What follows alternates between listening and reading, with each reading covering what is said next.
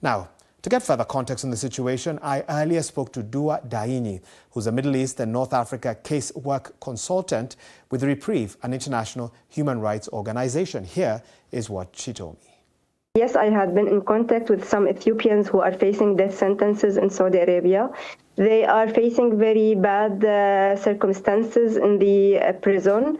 They are living in a daily fear of being killed and executed at any moment. They get some promises that they will have a retrial and pardons, but instead of that, they have seen their friends executed without any notice before the execution. So they are in a very hard psychological situation and facing the risk of being killed at any moment.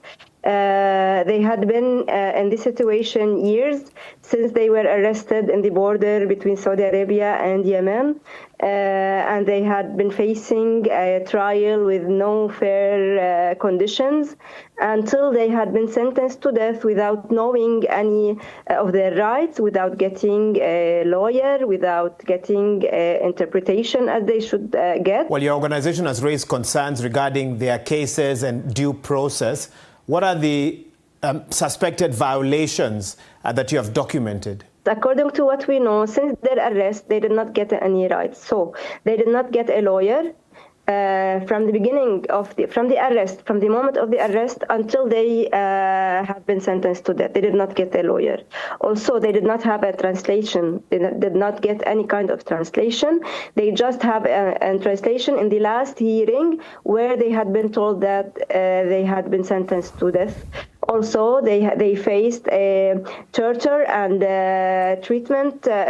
mistreatment when they had been investigated, and they were forced to sign some confessions. They did not know what substances they were holding. Some of them were not handing anything, and rather than that, they had been arrested and then sentenced to death for drug offenses.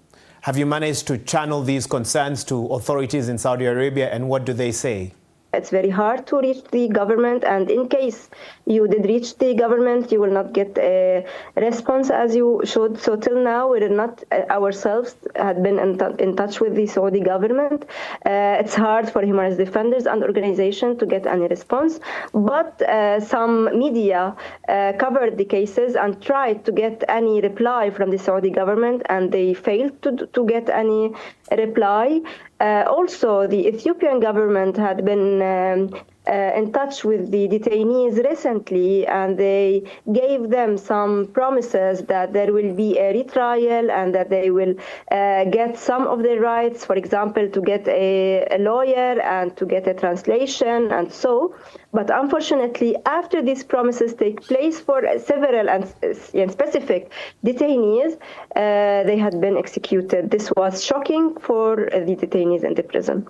What more do you think the Ethiopian authorities should do? They should make pressure on the Saudi government to stop the executions that are taking place right now and to ask for a retrial in case Saudi Arabia is not able or will not give any lawyers and interpretation. The Ethiopian government and the Ethiopian consulate should be responsible for that, so that the retrial will at least give them the minimum rights of defending themselves.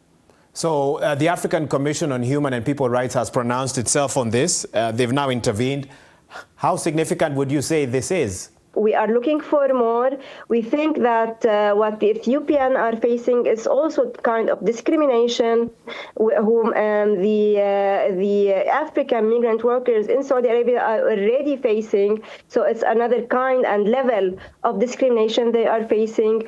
Helping the Ethiopians on death row in Saudi Arabia will also help all the African community who are also facing the sentences in Saudi Arabia. It's a very important step. We hope it will make some pressure to maintain some retrials, to maintain stopping for the executions that are now taking place every day actually in Saudi Arabia.